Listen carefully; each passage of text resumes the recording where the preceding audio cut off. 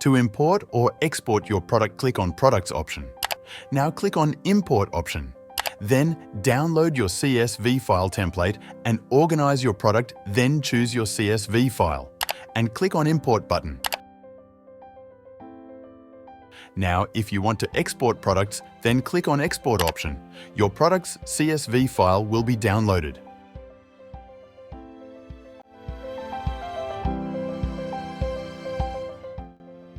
To undo or redo, to get restore a deleted section page, click on Edit Site option.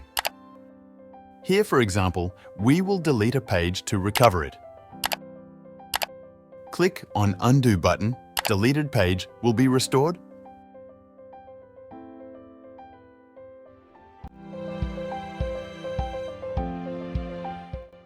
To view your sales report, click on Reports option. Here, select your report time period. Now you will get all the sales reports and analytics available here.